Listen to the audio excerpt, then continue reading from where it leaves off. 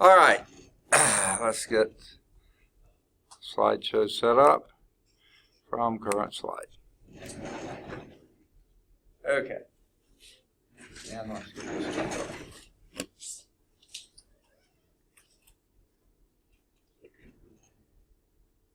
There it comes. All right, has anyone else come in since the call? I don't think so.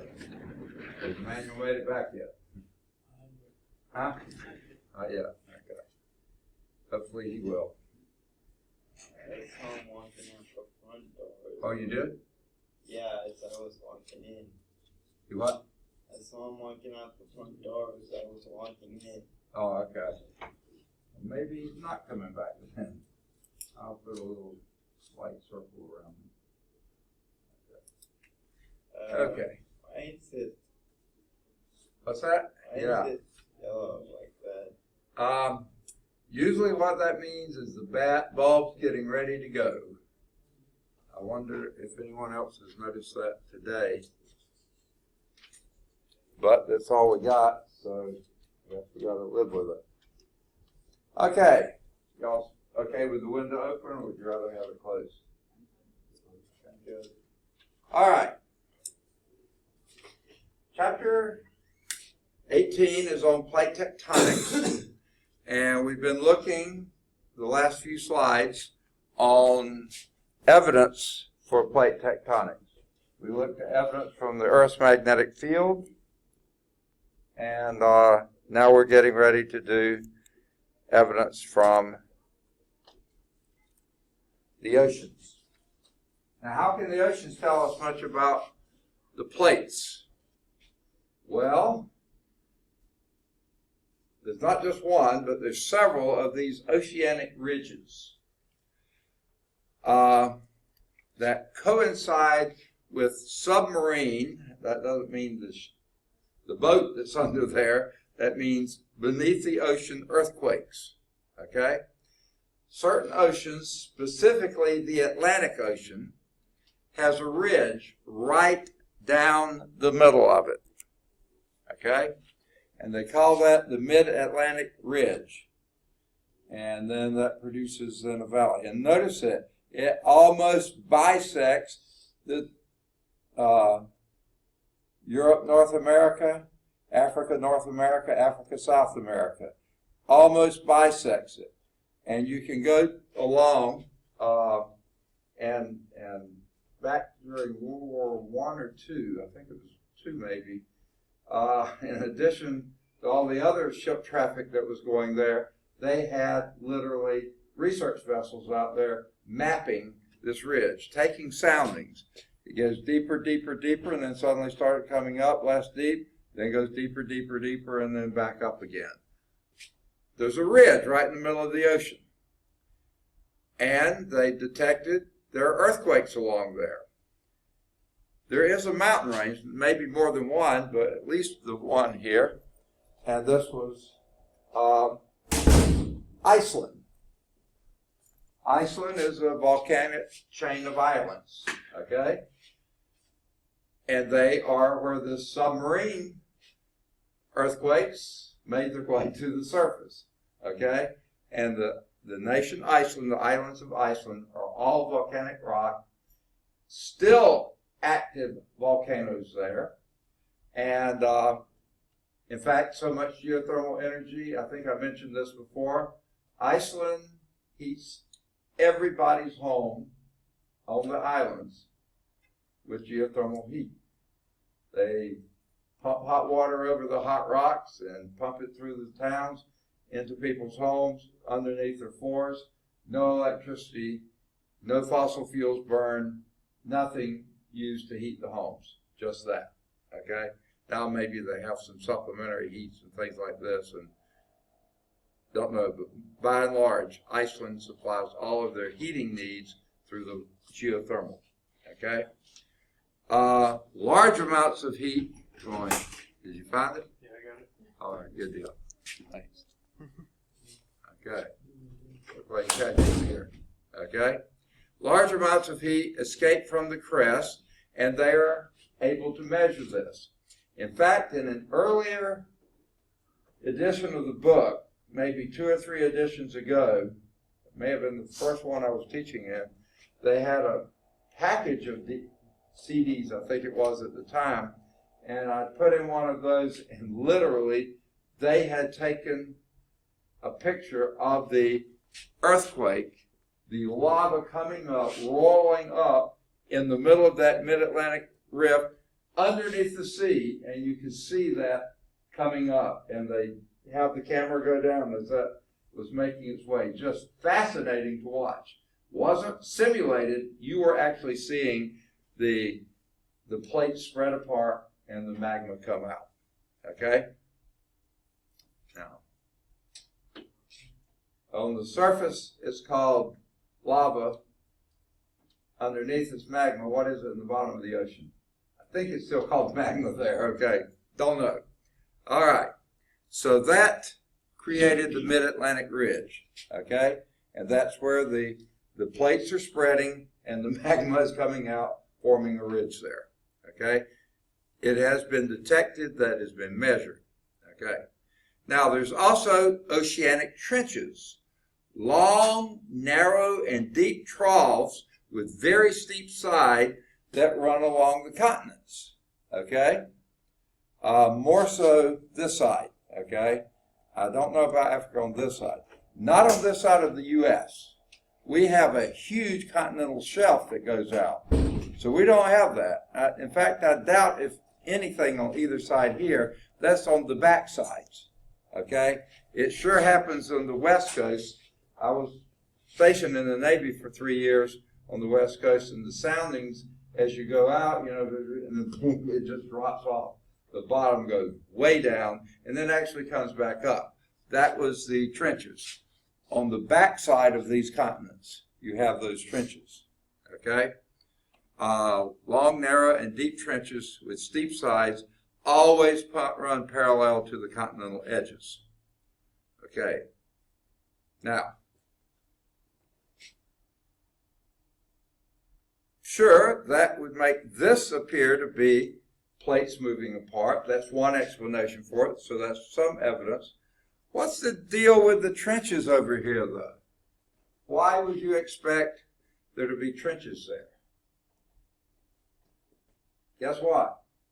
The continent's not getting any, the earth isn't getting any bigger, so if it's spreading here, something else has to be giving somewhere else. And sure enough, it does. The oceanic crust dips down underneath the continental crust on the backside. Okay? Literally. Subducts under it. Do you know what they call the Pacific Ocean here? The boundaries of the Pacific Ocean? The what? Okay, Marianas Trench is out there. There. Okay. I'd already marked you here, but now we got you in person. Okay. Yeah, there you go. Okay. It's just like one sort of small trench, but it's Yeah, it's right in the middle. We'll talk about that. Is it this chapter or next chapter? But Johnny Cash sang a song, The Ring of Fire. Very good. Wow, that was in record time here. Because most of our active volcanoes and earthquakes and everything else happen along those coasts because that's where the oceanic crust is subducting beneath the continental crust. Spreading here, losing there. So technically the Pacific is getting slightly smaller and the Atlantic is expanding slightly. No big difference, but it is happening. Okay? Is this all that the oceans tell us? No, not quite. Oh, wait. This is in conjunction with what we did last time. These layers of magnetic material, okay? We talked about this, how layers here, the North Pole, the magnetite is pointing that way. Down deeper, it'll be pointing that way, and then this way, and then that way. 22 reversals over the past 4.5 million years that they've been able to trace back. Okay? Now, hang on to these two concepts. reversals, the trenches, and the ridges, especially the ridges. Okay? So here's our seafloor spreading hypothesis. The hot molten rock moves up from the Earth's interior and emerges along the rift. The rift is where the plates split. Okay? Outflow in both directions create new rock. That's why you've got the ridge there. Both sides going downhill there. Let's get a little bit of... Okay? Now, drilling evidence. There's a thin sediment layers near the ridge, and they become thicker as you move toward the continent. Okay? Now, what does that mean? You have a little bit here, and then deeper and deeper and thicker as you get closer to the continents. Okay? Thin sediment layers near the ridge becoming thicker toward the continent. The older fossils and rocks are near the continents. You don't find those near the ridges. Okay? Becoming younger and younger and younger as you get closer to the ridges. Meaning those areas are older than this. This is newer material, and it's been happening for a long time. Okay? Now, this is just taking a portion of that mid-Atlantic ridge there between South America and Africa there. The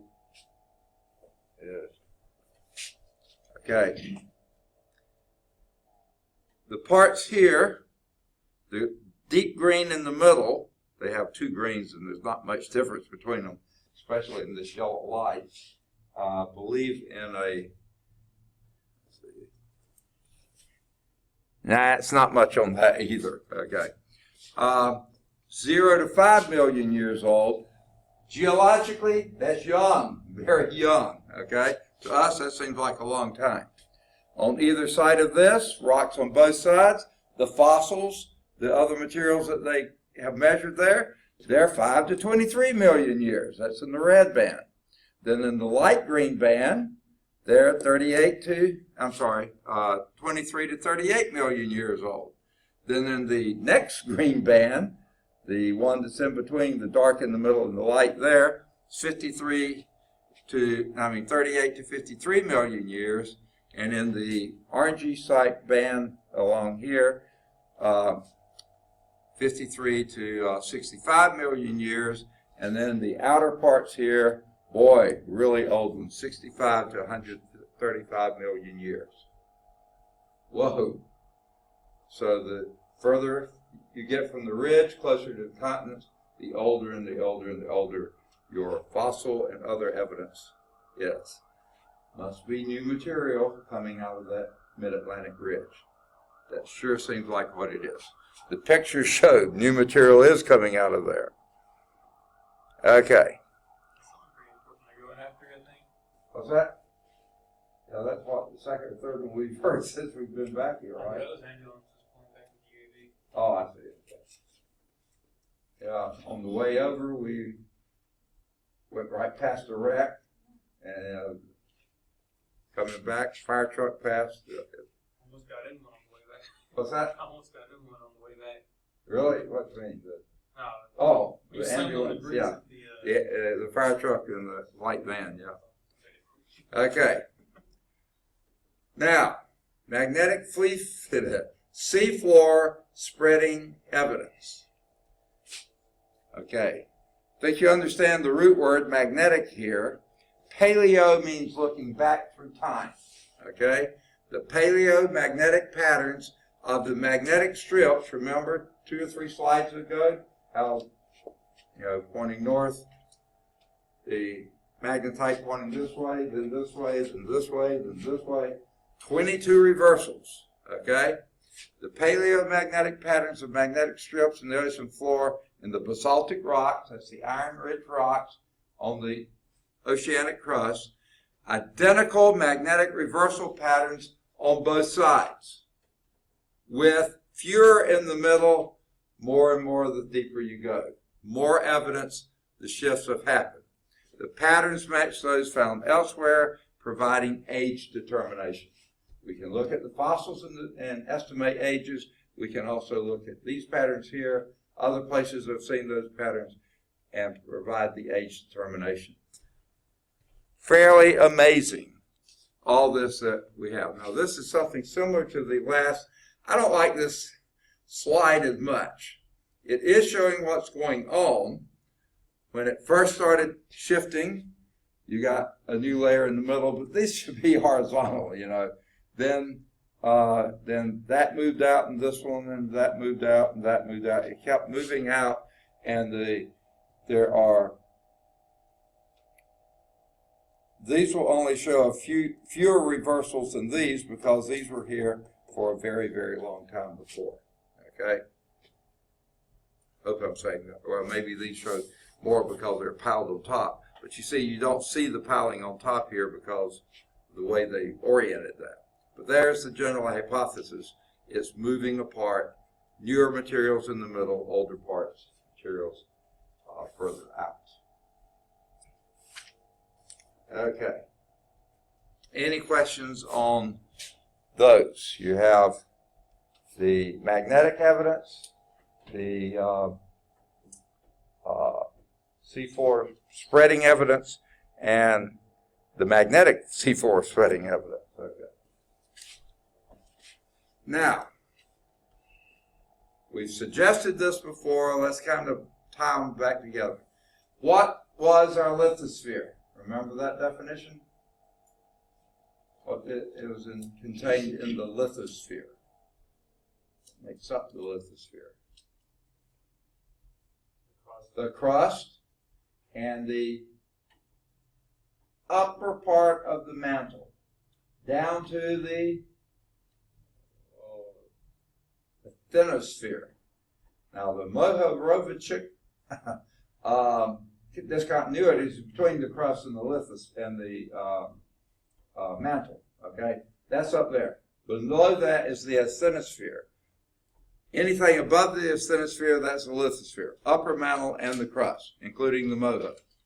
Okay, so the basis of plate tectonics theory is that the lithosphere is broken into fairly rigid plates scattered across the surface of the earth. Okay, the plates move on the asthenosphere. Remember, the asthenosphere is semi-liquid, plastic, elastic, movable, and the lithosphere kind of floats on them. So it moves on that. These plates move. They can move apart, move together, move past each other. 3 types of movement. We'll talk about that in the later chapter. Most of your earthquakes, volcanoes, and other rapid changes of the Earth's crust occur often at the plate edges. Not always, but often at the plate edges. They are going to do it in this chapter. 3 distinct plate motions: divergent, meaning moving apart; convergent, moving together, something's got to give; and transform. This is when they're sliding past each other in this kind of motion. Okay? 3 types of plate motions. Let's see what slide they have with this. Okay, here are those plates again. We saw them at the beginning. North American plate, the Eurasian plate. This is the west side of it here. There's the east side of it there. It's hard to draw a sphere here well.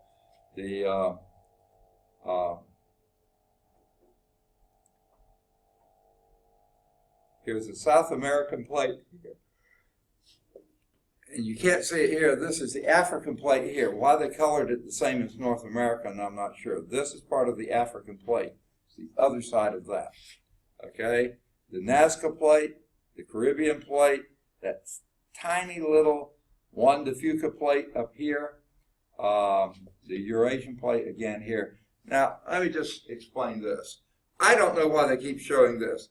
This boundary is not a straight line like that, guaranteed. Why they don't have this, like they have the other boundaries jagged, I don't know. But you know it doesn't do that. They may not know exactly where it goes, so they just drew a straight line there. The others of these are more reasonable. Here's the Arabian plate. Basically, Saudi Arabia is all the Arabian plate. with a few of those other countries. Yemen is down here, and Dubai, and United Arab Emirates, and a few other, Qatar. You know, the city-states and stuff are on there, but it's mostly Saudi Arabia.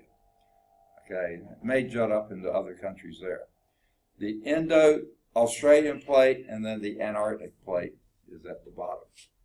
Okay, hard to believe India and Australia are on the same plate, even though you got Buku Ocean in between, but they are. Philippine plates here, not just the Philippines, but around the Philippine Islands. That boundary, that's why the Filipino Islands are there. Japan formed because it's at the boundary of this one. The Azore Islands formed because it's the boundary between the Pacific Plate and the North American Plate up there. The San Andreas Fault is where it is because it's the boundary between the Pacific Plate and North American Plate. The Andes Mountains formed here because of the Nazca Plate and the South American Plate. And notice these plates, they don't have a real good picture here.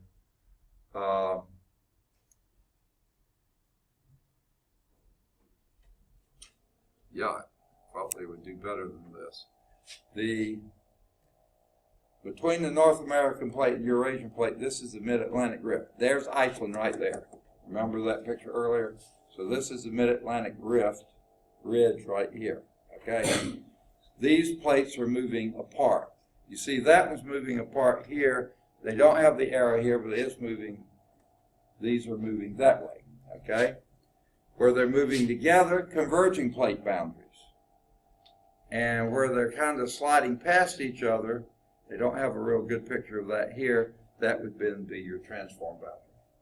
Okay? 3 different types of movement. Diverging, converging, and transform. So let's look at them in that order. First, your divergent boundaries.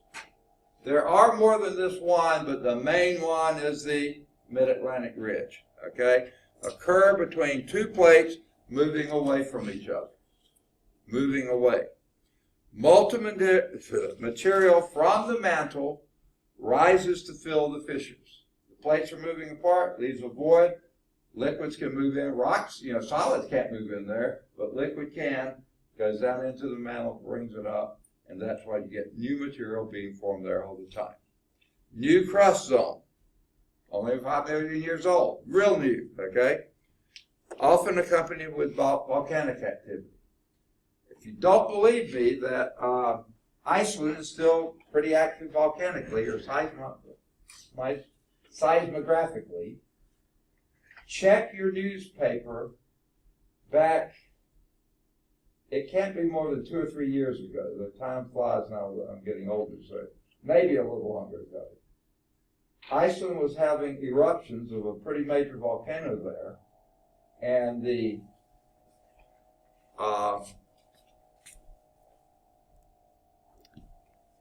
here's Iceland, right there. And the winds were coming down like this, and Heathrow, and what's the other big airport in London, basically had to shut down for days because there was enough volcanic ash in the air that the planes, pretty sensitive, those engines, they suck in the air. They would be sucking in too much volcanic ash, tearing up their engines. They didn't want engines falling apart and traveling people across the ocean. They had to shut down Heathrow and Gatwick or something like that is the other one in London. Many of the airports, Dublin, probably in Scotland. I think France had to close a few, not as much as long, but anything downwind from Iceland, as long as that volcano was going off, they had to shut down flights. Only for a few days. I think maybe London had a week or something like that. And I think there was more than one eruption, so it didn't just happen once. But active volcanoes right there. Okay? So,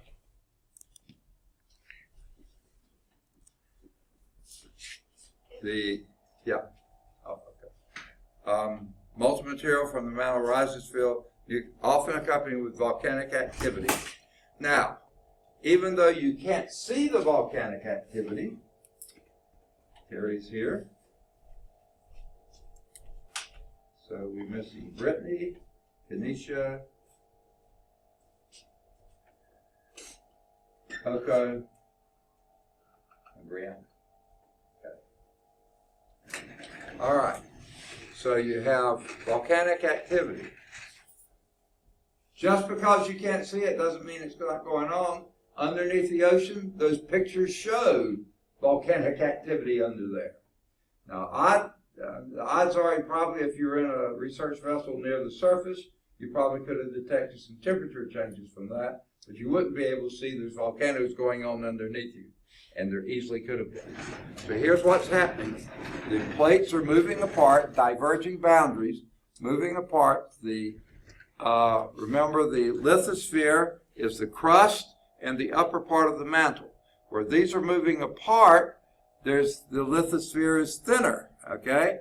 Also sort of bending up. The magma from the asthenosphere, remember it's semi-liquid, semi-plastic, material. It comes up from the end, or elastic, coming up and going into the fissure, and then you get new crust being formed along the edges. That's why you have a ridge here, that new material coming up. And of course, when it hits, and this is way deep in the Atlantic Ocean. And when you go deep enough in the Atlantic Ocean or any ocean, you're very cold, very cold. That's what surprised me so much about many things did, but the Gulf oil spill. I mean, the Gulf of Mexico feels like warm bathtub water most of the time, especially in the summertime, right? Well, where the New Horizons or whatever it was, that spill was, that was about a mile deep. And about a mile deep, you were around 0 degrees Fahrenheit. It was incredibly cold down there because no sunlight reaches that deep. Nothing is there to warm it up. Thermal currents bring the heat to the surface, not to the bottom. So that's one reason they had so much difficulty containing the leak. Equipment wouldn't work down there. It was too cold. It was too deep. You couldn't see. You couldn't do anything. That's why it took so long. I mean, week after week, just pouring the oil out of there. Okay. So down there in the very deep part of the Atlantic, that's in the middle of the Atlantic, cold down there, and that volcanic material is hardening just as soon as it breaches the surface. Okay. And this one example is the Mid-Atlantic ridges. There are other ridges. One of the later labs that we do, the last lab we do, if we get through chapter, or whatever the last one is, 23, Earth's Waters, you will have maps that show several of these ridges besides the Mid-Atlantic. Okay, so there's our divergent boundaries. Plates are moving apart. Our convergent boundaries, 3 types of these. These are when the plates move toward each other. Now, when the plates are spreading, you get new crust development, right? Basaltic rock, because it's the magma hardens very quickly. Small crystals, fine grain, basalts, bottom of the ocean. Okay, oceanic crust. So when you have convergent boundaries, plates are coming together. Guess what? You got to lose some crust. We don't know. We'll talk about how. Old crust has to be destroyed in the process. There is something called a subduction zone. I've used the word already. This is where one plate goes under the other plate. That's how it loses crust. Okay? So the subduction zone are belts where one crust subducts or undercuts the other one. The subducted material partially melts. Now, why would it melt? Well, number one, when a plate, and these are not smooth, well-oiled plates, okay? These are rough, rocky, jagged plates going underneath another one, a lot of friction, okay? Also, where they're cutting under there and disrupting, you get partially the subductive material goes down more into the mantle and deeper, it's hotter down there because of all the friction, and therefore it loses. It starts melting. As it heats up, it melts, partially melts, and then joins the mantle. Okay? No longer crust, now it's mantle. Now, 3 possibilities for these converging boundaries. Okay? The first is you have converging continental boundary. Remember there. Tell me something about the continental crust. There's at least 2 or 3 features you need to know about the continental crust.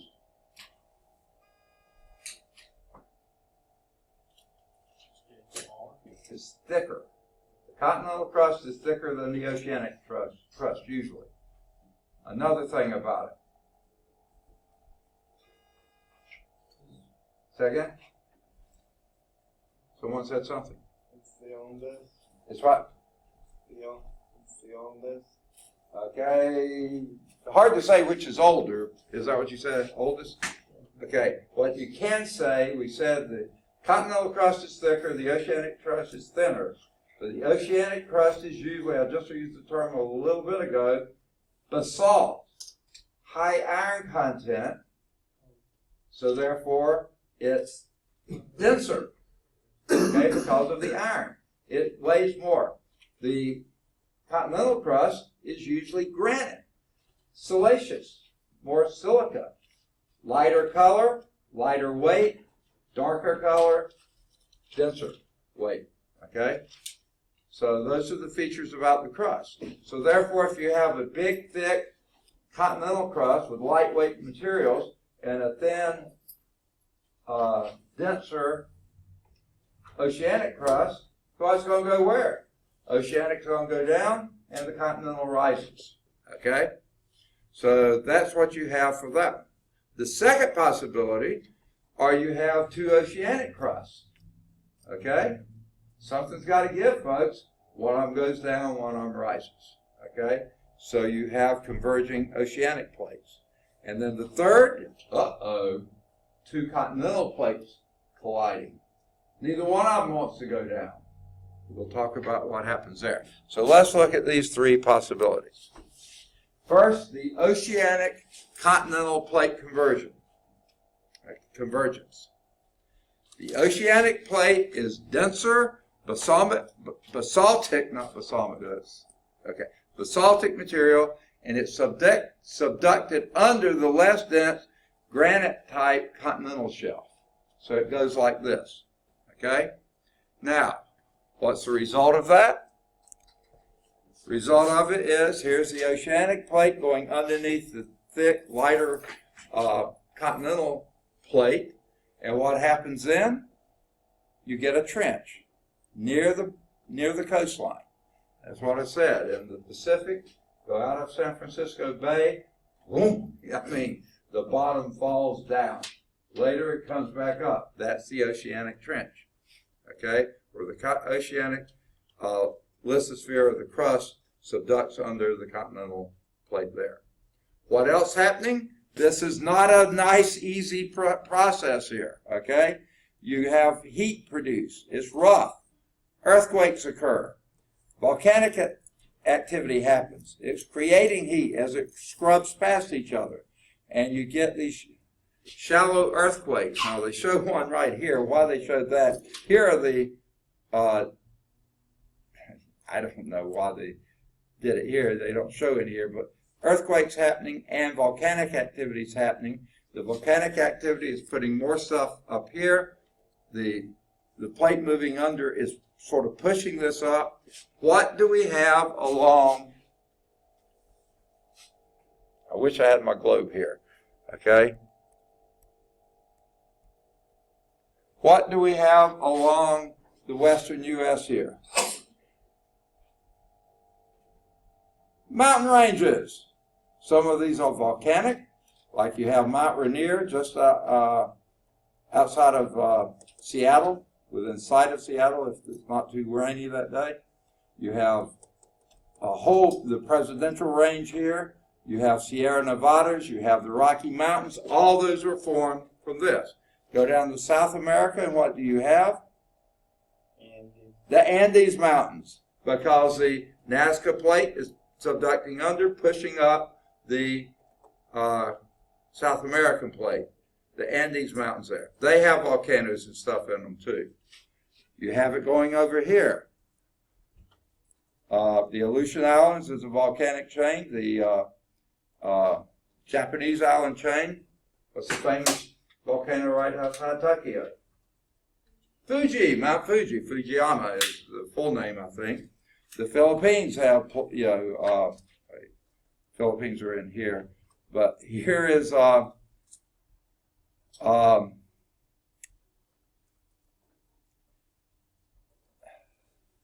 can't think what peninsula that's called, where Vietnam and Cambodia and all of them are on a peninsula down here. Then you have Malaysia, you have Indonesia, all these islands here because of these kind of subductions going It's on. called Southeast Asia. I don't think so. Southeast Asian Peninsula. I Yeah. don't think there's, I guess. Okay, there's not a name for it. So yeah, along the western boundaries here of this part and the eastern boundaries here, you have all this activity going on because you have volcanic activity. Mount Shasta, Mount Hood, all those are on the west coast. Remember Mount St. Helens. That's during your lifetime, right? Okay?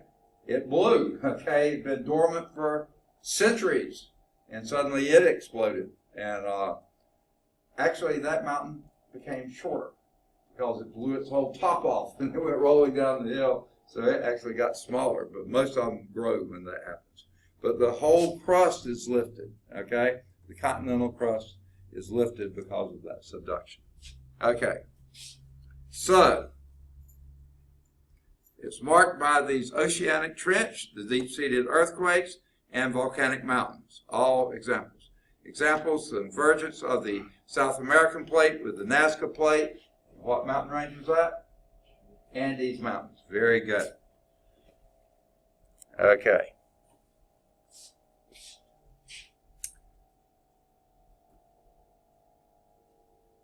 I think maybe we ought to stop there because we're not going to get this whole one done, and it's getting close enough to test time. Say again? You can't? Wow, y'all are so kind to let me stop there. Wow, I just can't believe it. Okay.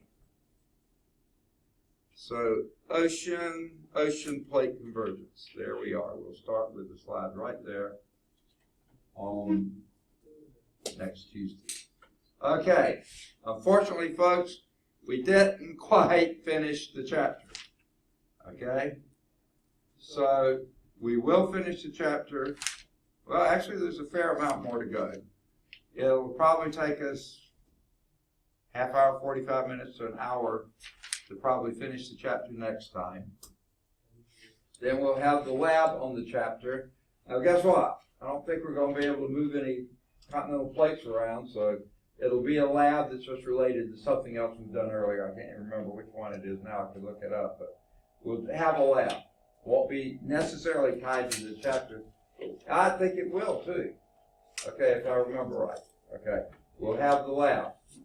Now, I'm trying to recall, I believe, no. It's not this chapter, it's a subsequent chapter. Well, never mind, we'll get there when we get there. So next time, we'll finish chapter 18, we'll do the lab in chapter 18, though it's not tied to 18, though it is a little bit. And then we will probably start 19 in our 2.5 hours, and then in the last 2 hours, we'll do the lab, so when you finish the lab, you can. Just an announcement. What is that? So you put out an announcement. For what? All the lines. Oh, what? All the lines. All the types of stuff going on. Okay. Well, you can hear them on this. I've been recording, and that's on Blackboard, or it will be. It's not going to be immediately. But anyway, we're through with that. Let's mark my place, and I will get this shut down. I don't think we need the Screencast-O-Matic any longer, do we? Okay, so I'll shut that down. and let it be